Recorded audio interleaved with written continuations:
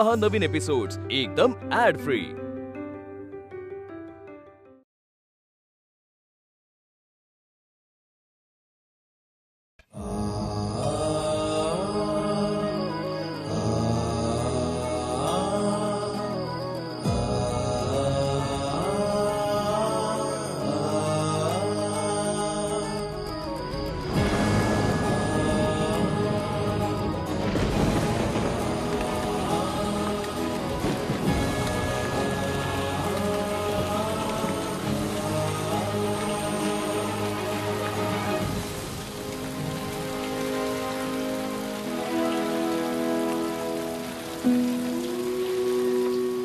किती जोराचा पाऊस पडतोय आज। बरं झालं वाचले, नाहीतर भिजूनच गेले असते। Thank you. ही कुणाची प्रतिकृती आहे माहितीये का? हो, ही प्रतिकृती डॉक्टर भीमराव आंबेडकर यांची आहे। आणि कोण होते डॉक्टर भीमराव आंबेडकर? यांनी आपल्या देशाचे संविधान बनवले आहे। Very good. तुला यांच्याबद्दल काय माहिती अजून? आम्हाला शाळेत फक्त एवढंच शिकवलंय। ज्यांच्यामुळे आज तू पावसापासून सुरक्षित आहेस आणि ज्यांच्या संविधानामुळे संपूर्ण देश सुरक्षित आहे, त्यांच्याबद्दल तुला फक्त एवढंच माहिती आहे? मला फक्त एवढंच माहिती आहे। जर तुम्हाला यापेक्षा अधिक माहिती आहे तर मला सांगा ना। हो, सांगतो ना। संविधानाची निर्मिती ही त्यांच्या योगदानाची केवळ एक बाजू आहे। यांनी समाजातील प्रत्येक घटकाबद्दल, त्यांच्या विकासाबद्दल लोकांना सांगितले, त्यांना जागृत केले। आणि ते म्हणायचे, जर मेल्यानंतरही तुम्हाला जगायचं असेल तर असे काहीतरी लिहा जे वाचण्यायोग्य असेल, नाहीतर असे काही करा जे लिहिण्यायोग्य असेल। मी त्या धर्माला मानतो जो स्वातंत्र्य, समता आणि बंधुता ही शिकवतो। राष्ट्रवाद तेव्हाच आपले ध्येय साध्य करू शकतो जेव्हा लोकांमधील जात, धर्म, रूढी आणि रंगातील भेद विसरून त्यांच्यातील सामाजिक एकात्मतेला सर्वोच्च स्थान दिले जाईल। आपल्या देशाला जर सुखी व्हायचं असेल, विकसित व्हायचं असेल आणि प्रगती करायची असेल तर बाबासाहेबांच्या विचाराचे अनुकरण करावेच लागेल।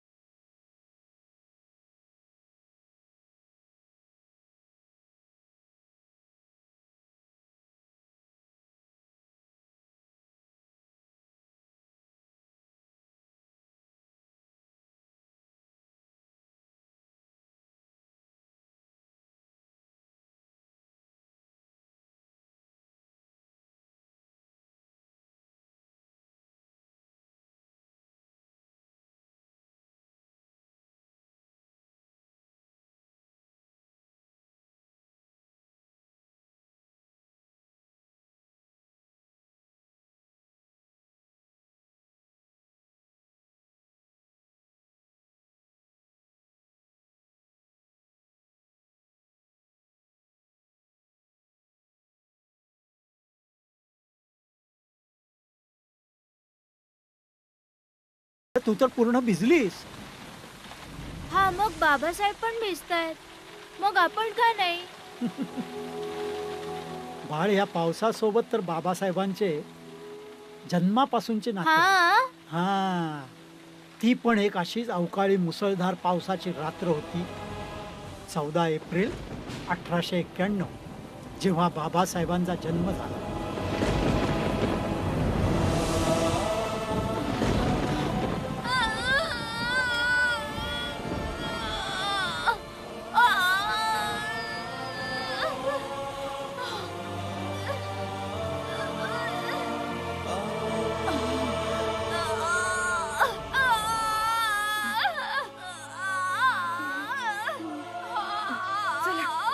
जावं ना. बस बस वहिनी बस. जरा सहन कर की ग, समजा नीट होईल. भाऊ भाऊ गेलाय की ग दवाखान्यात.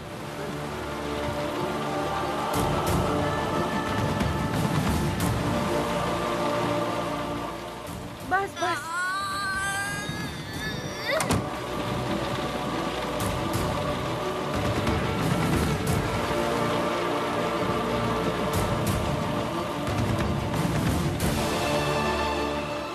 बस वहिनी बस बस बस बस शांत हो. बस शांत हो ग.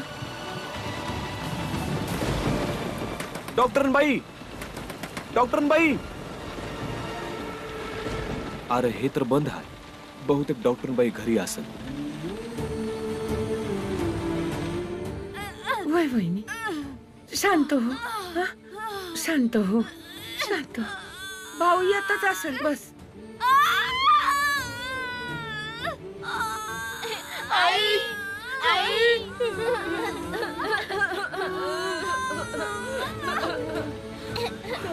तुम्ही दोघे रडू नका. बाबा गेलेत ना डॉक्टर मॅडमला बोलवायला.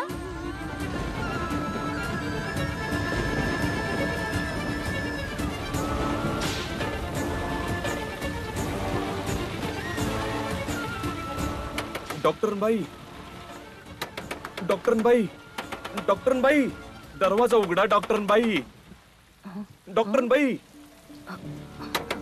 डॉक्टरबाई. एवढ्या रात्री पावसात कोण दरवाजा आलं? उघडा. डॉक्टरबाई.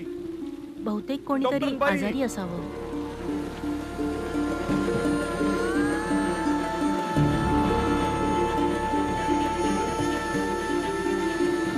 डॉक्टरबाई, डॉक्टरबाई, डॉक्टरबाई.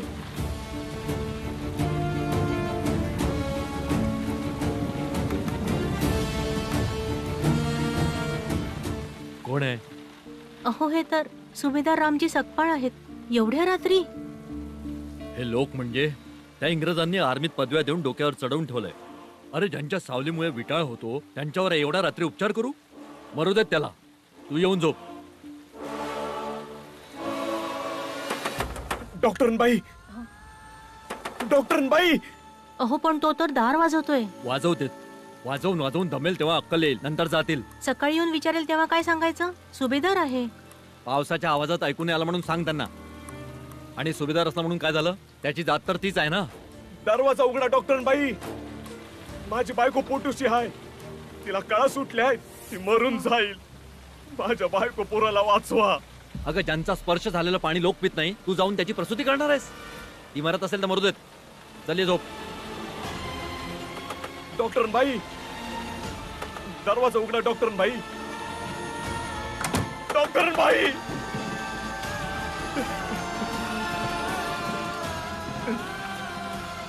सुईनबाई, सुईनबाई.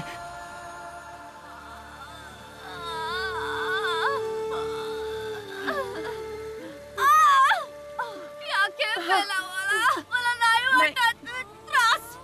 त्रास होतोय. खूप त्रास होतोय ताई. खूप त्रास होतोय.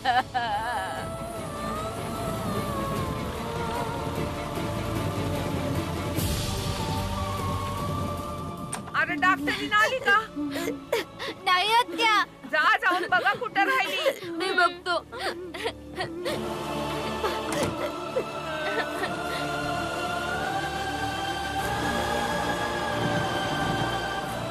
ताई, ताई दरवाजा उघडा. ताई, काय झालं व सुभेदार साहेब? ताई, ताई माझी बायको. चला लवकर चला.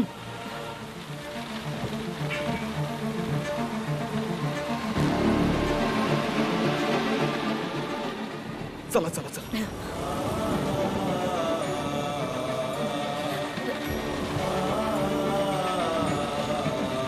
बाबा बाबा लवकर चला. आईला लय त्रास व्हायला चल लागलाय. बा. चल चल चल बा. चल. चला ताई चला. मीरा. डॉक्टरीन नाही आली? नाही, सुईनबाई आली. तिला दाखवा. ताई ताई तुम्ही आत या. काय बरं दिसत नाही. लवकर.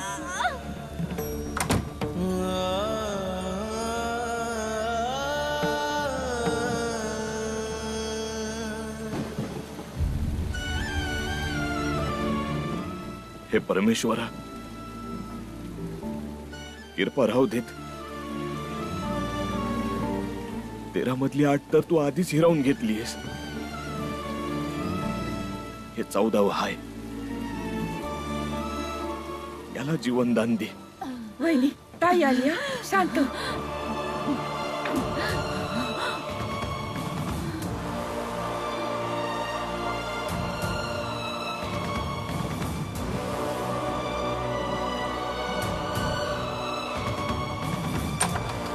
सुभेदार साहेब, तुमच्या कारभारणीची हालत लय नाजूक आहे. आई आणि लेकरू दोघांचा बी जीव धोक्यात आहे. डॉक्टर बाईला बोलवून आणा. ताई मी गेलतो, लई येळ दरवाजा बी वाजवला, पण त्यांनी काय दरवाजा उघडला नाही. ताई आता तुम्हीच काहीतरी करा. चला नंदा.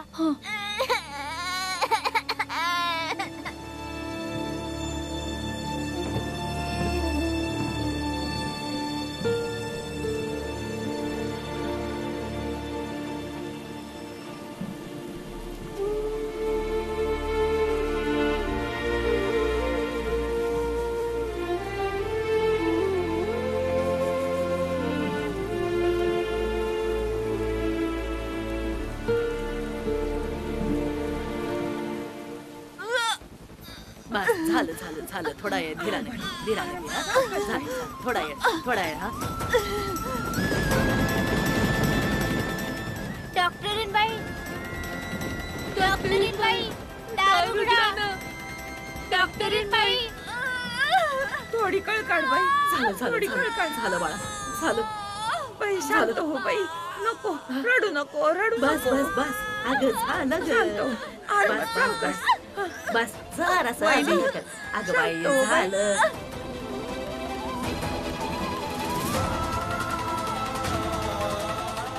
डॉक्टरीनबाई, दार उघडा.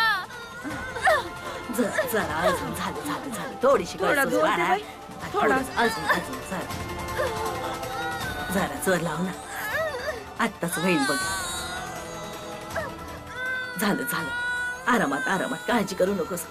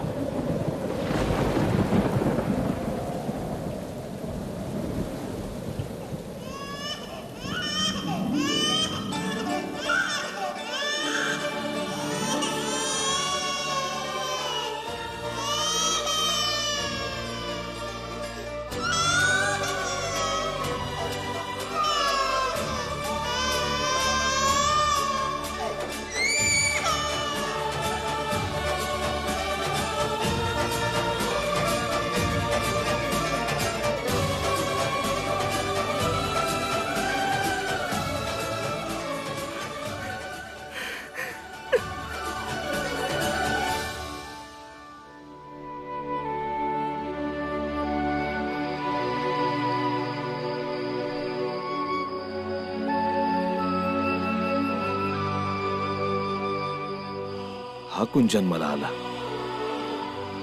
ज्याच्या येण्यानं सगळं वातावरण शांत झालं. आव सुभेदार साहेब, मिठाई वाटा, मुलगा झालाय. बाबा, आई. समद ठीक आहे बाळांनो. तुमचा धाकटा भाऊ आलाय आणि त्यानं आल्या आल्या पाऊस वादळ समद शांत करून टाकलंय.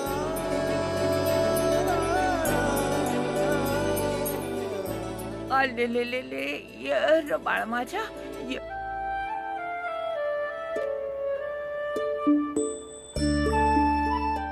मी तर आधीच याचं नाव ठरवलंय. इतक्या अडचणीशी लढा देऊन आलाय म्हणून तू भीमाबाईचा मुलगा भीम आहेस. माझ्याकडे बी दे ना, मला बी विचारू दे याला. यानं आल्या आल्या घनघोर वादळ शांत कसं केलं. सांभाळू ना.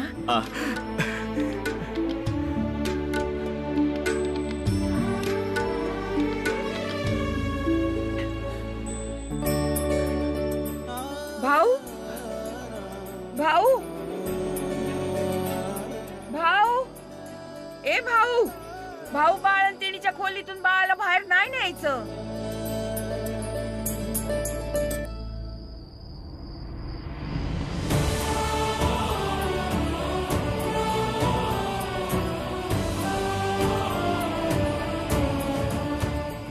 हे बघ जग, बघ हे जग. अर्ध्या रात्री दुनिया दाखवतोयस. अंधारात काय बघणार आहे तो भाऊ? प्रकाश.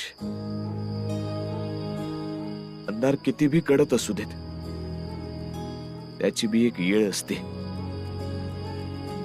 त्याला दूर व्हावंच लागल.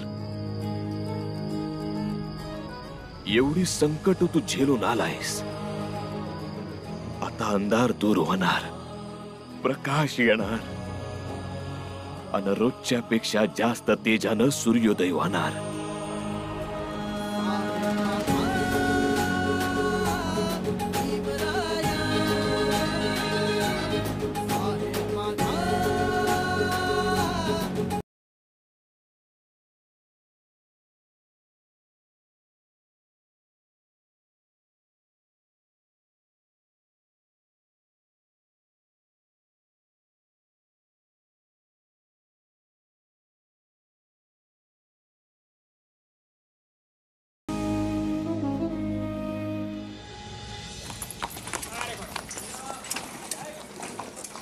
कबीरा, हम जब पैदा हुए जग हंसे हम रोए, ऐसी करनी कर चलो हम हंसे जग रोए. भाऊ, अरे काय करतोयस? शांतता ठेव की, जरा हळू बोलावं. हळू का? मुलं तर पोटातच ऐकायला सुरुवात करतात, मग ऐकणं शिकणं बंद का करायचं? चांगल्या गोष्टी ऐकूनच चांगले संस्कार होतात. आतापासूनच ऐकलं तर पुढे जाऊन मोठा शहाणा होईल. तुला काय वाटतं, एका दिवसातच ज्ञानी महात्मा बनावं? का नाही होणार? ज्ञान हे सर्वश्रेष्ठ आहे. म्या माझ्या भीमाला शिक्षणात काय बी कमी पडू देणार नाही. आई तू बघ, एक दिवस आपला भीम लय मोठा विद्वान होईल बघ.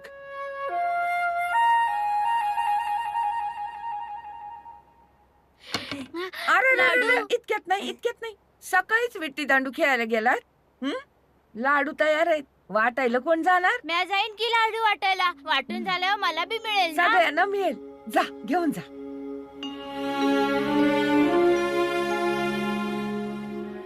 ऐकर, मला सांगा, तुम्ही हे लाडू कसं वाटणार? कसं वाटणार म्हणजे? एका बाजूने जेवढी घरं आहेत त्या समजा घरात लाडू वाटू.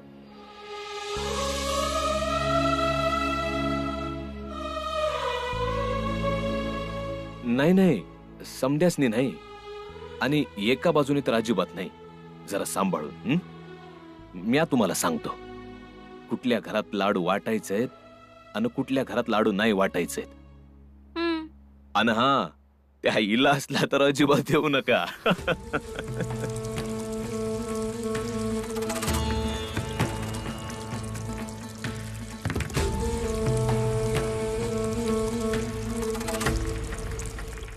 पण बाबा, समध्या घरात लाडू का नाही वाटायचे? मला सांग, तुला खायला काय आवडतं? गुड. आणि तुला? मला तिखट आवडतं. घ्या, झाला की निवाडा. ज्या घरात लोकांसनी गोड आवडतं, आपण मग त्या घरात लाडू वाटूया. चालते नव? चला जाऊ.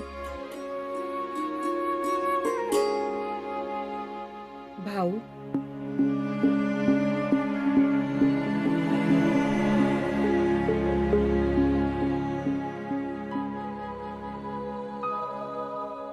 मला चांगलं नाही वाटणार की मुलं आनंदानं जातील आणि काही लोकांच्या वागणुकीनं मुलासनी त्रास होईल. काही लोक ते लाडू स्वीकारायचे नाहीत बघ.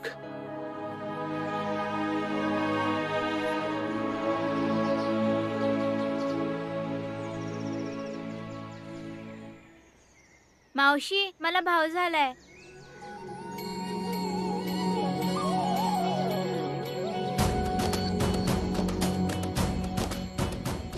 मावशी, मला भाव झालाय.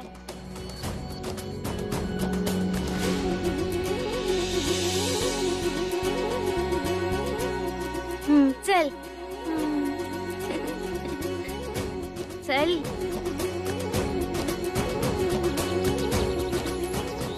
मावशी मला भाव झालाय.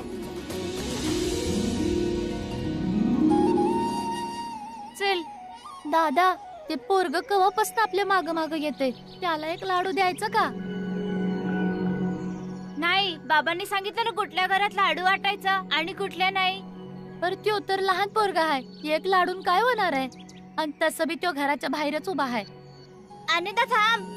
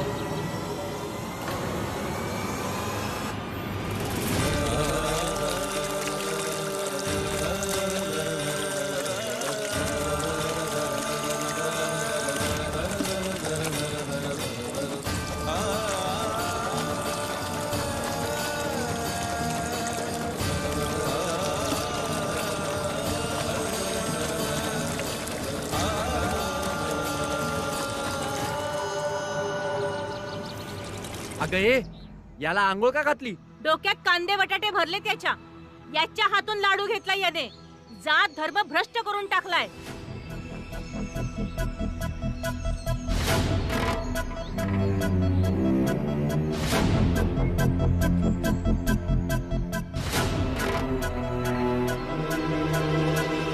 बजावलं होतं ना ह्यांच्या हातून काही घ्यायचं नाही म्हणून.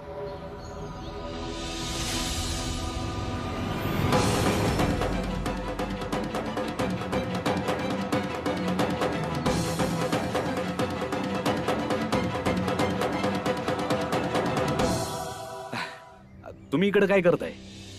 आत्या तुम्हाला शोधते. चला चला, जावा लवकर जावा.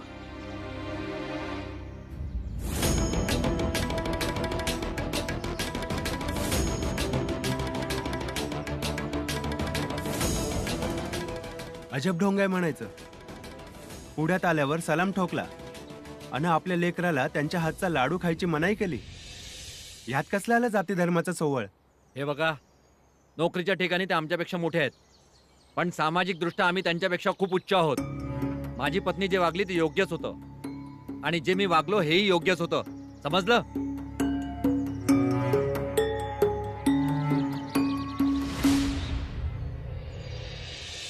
दादा, आपण दिलेला लाडू त्याने फेकून का दिला? बाबांनी म्हटलं नव्हतं का, ज्यांना गोड आवडतं त्यांनाच वाट म्हणून. त्यांना गोड आवडत नव्हतं म्हणून फेकून दिलं. चल.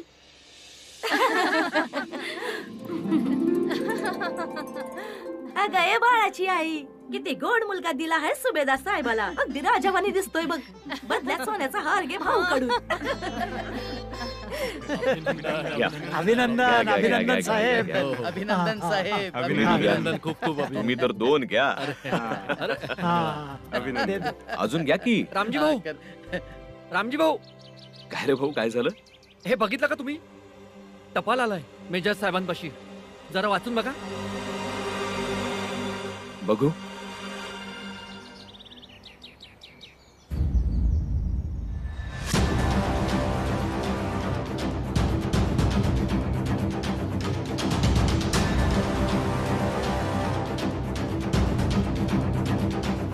याचा अर्थ ही अफवा नव्हती, एक सत्य होतं. इथनं पुढे गोऱ्यांच्या सैन्यात आपल्या जातीच्या लोकांची भरती नाही होणार. असं कसं भाऊ? आणि जे पहिल्यापासून भरती आहे त्यासनी बी काढून टाकणार आहेत. लेकिन सुभेदार साहेब, हे असं कसं होऊ शकतं?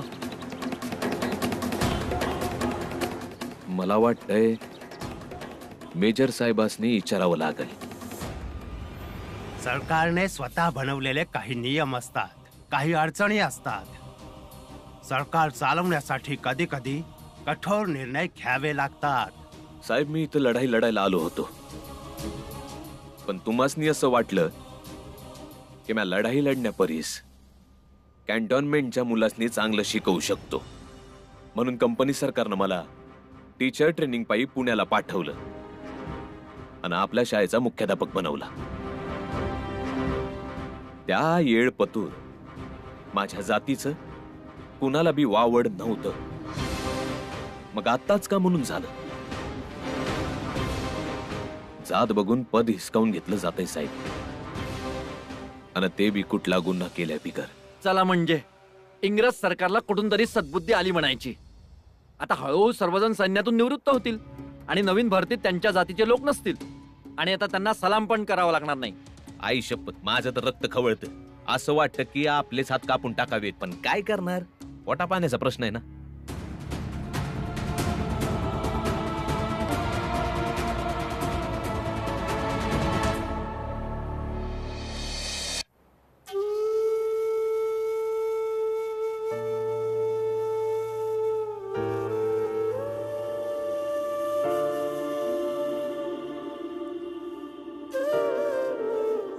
बाबा,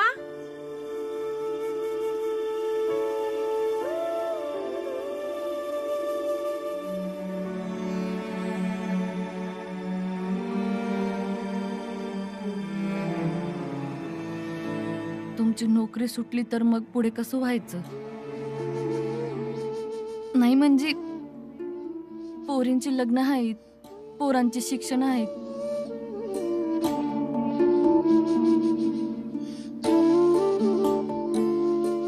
तुम्ही भीमाला शिकवायचं म्हणताय खरं, पण भीमा तर अजून लहान आहे की.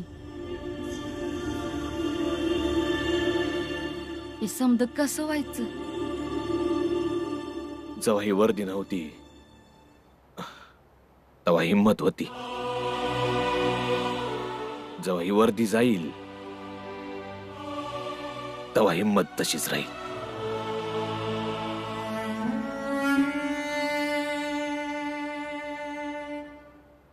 तू त्यांचा विचार कर, ज्यांचं नोकरीचं वय असून बी त्यांना जबरदस्ती नोकरीतून काढून टाकतायत. पर असं का? नवीन फरमान निघालंय. आता आपल्या जातीचे लोक सैन्यात नाही जाणार. विचार करण्यासारखी बाब ही आहे की आता आपल्या समाजातल्या पोरांचं काय होणार?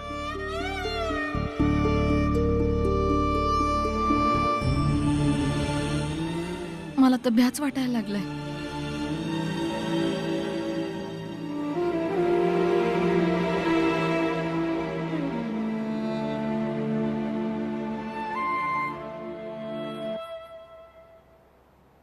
तुझ्या आईची भीती साहजिकच आहे.